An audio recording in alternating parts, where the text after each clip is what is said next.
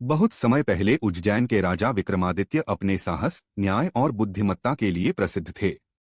एक दिन वे अपने रथ पर सवार होकर अपने राज्य के उत्तरी जंगलों की ओर निकले।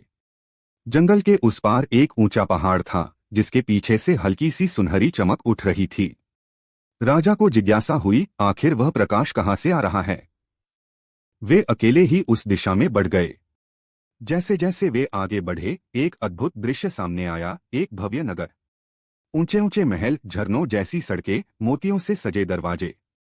पर अजीब बात यह थी कि वहां कोई जीवित प्राणी नहीं था। राजा ने पुकारा, क्या कोई है यहाँ? पर उत्तर में केवल हवा की सनसनाहट सुनाई दी। फिर भी नगर जीवित सा लग रहा था। दीपक जल रहे थे, घंटियां बज रही थीं, और मंदिरों से शंख की आवाज आ रही थी। राजा के रथ के घोड़े भयभीत होकर रुक गए।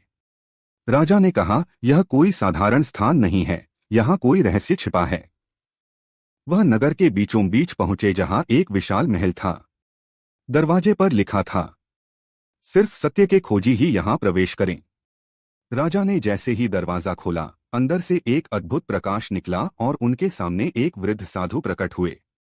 साधु ने मुस्कुराते हुए कहा, विक्रमादित्य, तुम सत्य के मार्ग पर हो, इसलिए यह नगर तुम्हें दिखाई दिया। यह मायानगरी है, एक ऐसा नगर जो केवल सत्यशील और धर्मप्रिय राजा को ही दिखाई देता है। राजा ने पूछा, महाराज, यहाँ कोई जीव क्यों नहीं है? साधु ने कहा, क्योंकि यह नगर मृत लोक नहीं, आत्माओं का लोक है।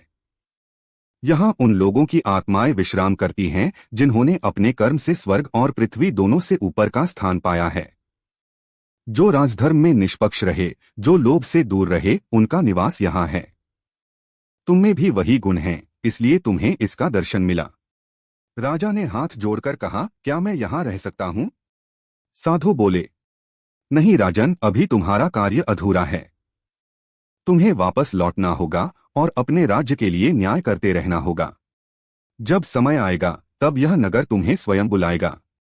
इतना कहकर साधु और नगर दोनों धीरे धीरे प्रकाश में विलीन हो गए। राजा विक्रमादित्य ने खुद को फिर उसी जंगल में खड़ा पाया जहां से वे चले थे। उनके हृदय में उस नगर की दिव्यता सदा के लिए बस गई। उस दिन से वे और भी न्यायप्रिय और भी विनम्र बन गए। कहते हैं, मृत्यु के बाद वही आत्मा उस अदृश्य नगर में लौटी जहां सत्य और शांति का शासन है।